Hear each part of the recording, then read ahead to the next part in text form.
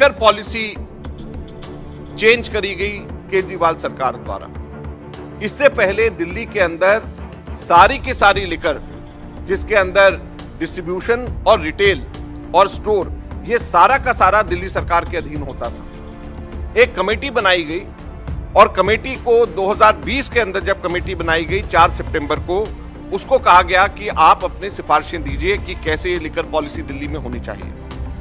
उस कमेटी ने 13 अक्टूबर को अपनी रिपोर्ट दिया और 13 अक्टूबर को उस कमेटी ने 2 मुख्य सिफारिशें करी और वो दोनों मुख्य सिफारिशों को ठीक उल्टा केजरीवाल ने किया। लिकर स्कैम उसी का नाम है। एक सिफारिश उन्होंने करी कि जो होलसेल लिकर का ट्रेड है दिल्ली में, वो सीधे के सीधे सरकार के पास होना चाहिए।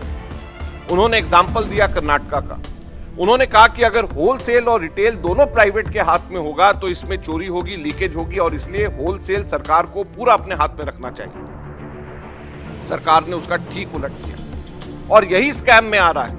होलसेल प्राइवेट के हाथ में दे दिया और 5% से बढ़ा करके 12% उसके अंदर इन्होंने कमीशन उसके अंदर रख दिया, जिसके अंदर से 12 में से 6% इन्होंने किकबैक इसमें लिया।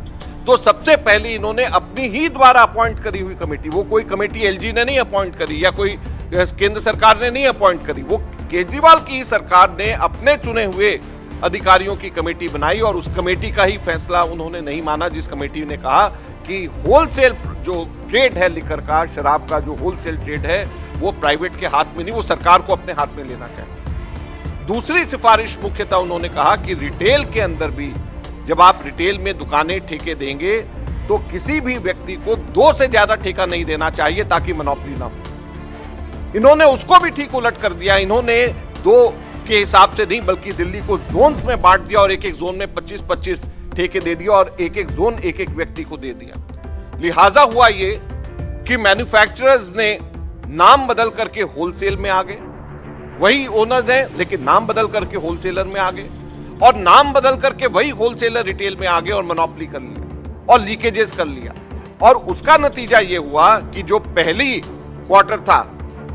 क्वार्टर था उसके अंदर अकेले पहले क्वार्टर में 1870 करोड़ का नुकसान राजस्व का दिल्ली सरकार को हुआ, बावजूद इसके कि विस्की की सेल 59.6% बढ़ गई और वाइन की सेल 87.25% बढ़ गई। आपको याद होगा उन दिनों जब नया नया यहाँ पे दिल्ली में प्राइवेट शुरू हुए थे तो इन्होंने सेल लगा दिया, किसी ने 1+1 फ्री कर दिया, और जब सेल लगाया 1+1 फ्री कर दिया तो दिल्ली में 59.6% विस्की की सेल बढ़ गई, 87.25 वाइन की सेल परसेंट बढ़ गई।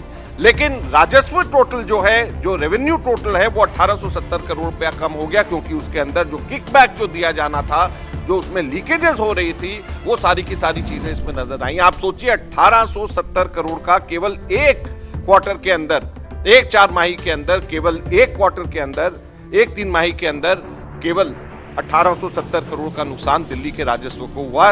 ये मैग्नीट्यूड है करप्शन का।